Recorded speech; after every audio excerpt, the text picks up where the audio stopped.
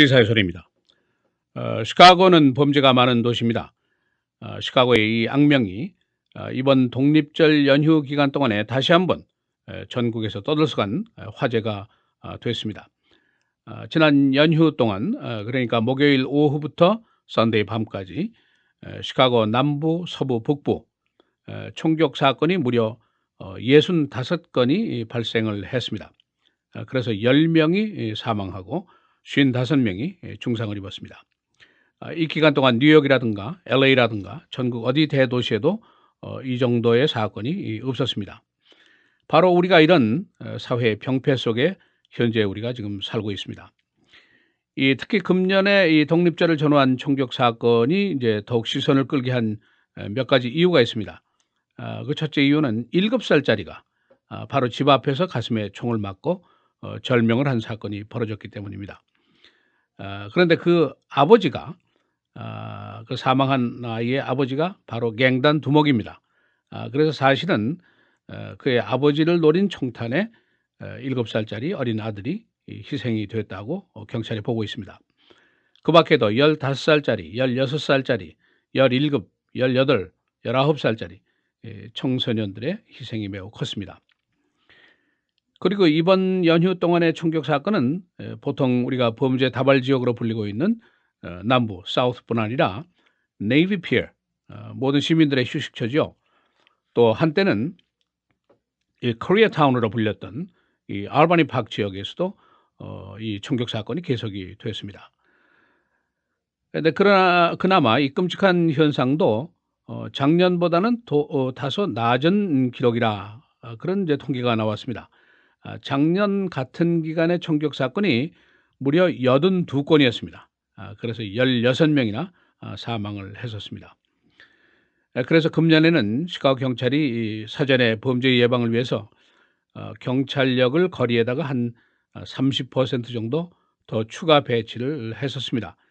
그리고 경찰관의 근무 시간도 8시간에서 12시간으로 연장 근무까지 시키고 총력을 기울였습니다만은 그러나 총격 사건은 끊임없이 이틀 반 동안 65건 발생을 했습니다. 그러니까 우리가 즐겁게 Happy 4th of July를 외치고 뒤뜰에서 바베큐를 굽고 여름밤 하늘에 불꽃놀이가 아름답게 펼쳐지고 이런 순간에 이 도시 한쪽에서는 그야말로 피비린내 나는 총격 사건이 계속이 되다 이렇게 볼 수가 있죠. 7살짜리도 죽고 10대 청소년들도 흉탄에 쓰러져서 사망했습니다.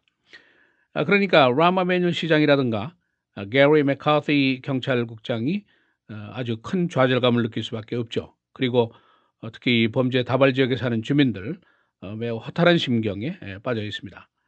그래서 커뮤니티 리더들 이번에 이제 이런 끔찍한 범죄가 계속되니까 이것이 결국 경찰력만의 문제가 아니지 않느냐 이런 이제 분석을 하고 있습니다.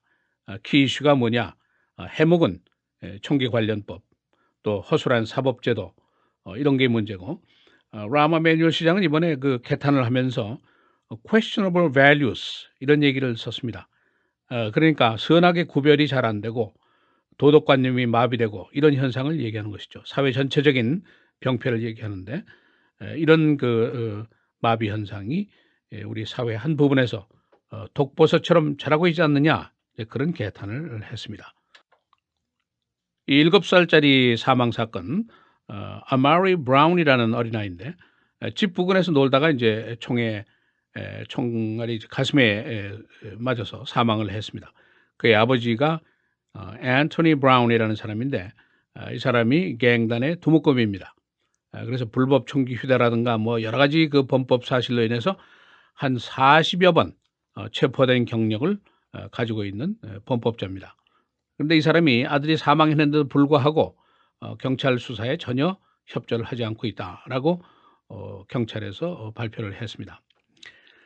이 사람이 이제 최근에 여러 가지 범죄로 체포가 됐지만 이제 보석금을 내고 계속해서 풀려났는데 다시 말하면 그의 7살 난 아들이 이 아버지의 갱단 싸움의 희생자가 됐다라고 얘기를 해도 과언이 아닙니다.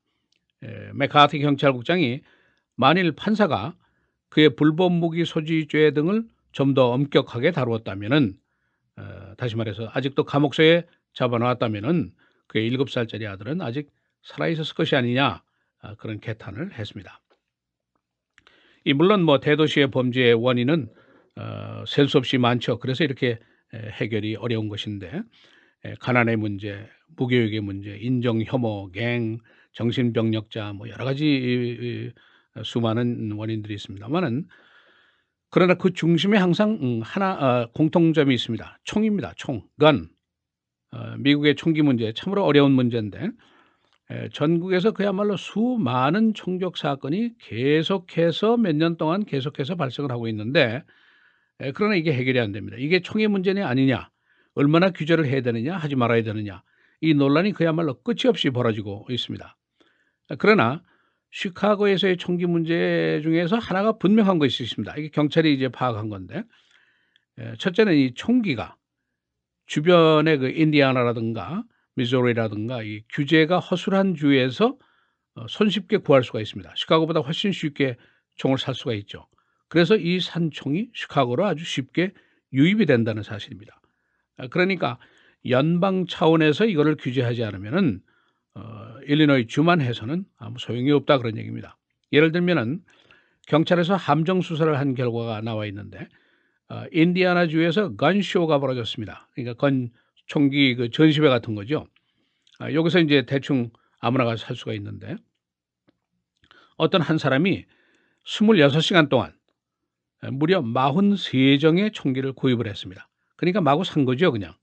그래가지고 이 총을 어디로 가지고 왔느냐? 시카고로 다 가져왔습니다. 그래서 시카고에서 갱단들한테 이걸 팔아서 돈벌이를 톡톡히 했다. 이제 그것이 함정 수사한 경찰관의 분석입니다.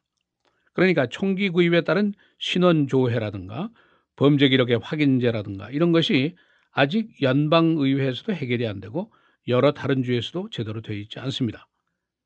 그러니까 연방 상원이 이 백그라운드 체크라는 거, 신원 조회한다는 거, 이 법을 통과를 시키지 않았죠. 그래서 이제 이 문제가 해결이 되지 않고 있는 겁니다. 두 번째는 범죄에 대한 그 사법제도가 허술한 것도 문제입니다. 시카고시 경찰국의 통계에 따르면은 금년도 1, 4분기에 시카고에서 불법 무기 소지로 체포된 것, 그 illegal gun possession 이런 것으로 체포된 사람이 무려 688명입니다. 그런데 이 중에 60%가 보석금을 내고 석방이 됐다는 것이죠. 그만큼 법원이 이걸 허술하게 다룬다, 이런 얘기입니다. 이 중에는 2번 이상 같은 혐의로 체포된 사람이 4명이나 포함이 되어 있습니다. 그러니까 금년 전반기로 따지니까 체포된 사람들 중에 75%가 보석금을 내고 석방이 돼서 다시 거리에서 활기를 치고 다니고 있다, 그런 결과죠. 그 중에 한 사람이 바로 이번에 피살된 17살짜리의 아버지 앤토니 브라운이 그 중에 바로 한 사람입니다. 이런 제도상의 문제에도 우리가 결코 간과할 수가 없는 일입니다.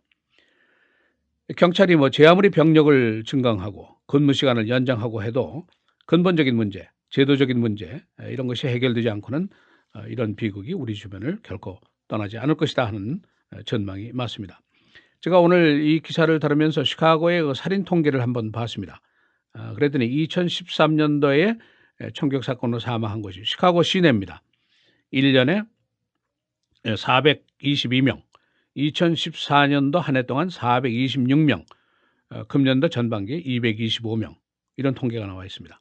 이걸 비교를 해보니까 아프가니스탄 전쟁, 2001년부터 2014년까지 전쟁을 했는데, 그 전쟁 중에 사망자, 전사자가 제일 많은 해가 2010년이었습니다. 그러니까 최고 사망자가 많은 해에 죽은 사람이 496명, 이렇게 통계가 나와 있습니다. 그러니까 10만 대군이 가서 전쟁을 한 전쟁터의 사망자나 시카고 시의 갱단들의 총격 사건으로 인한 사망자나 거의 비슷한 수준이다, 이런 비교가 가능합니다. 시사해설 김재일입니다.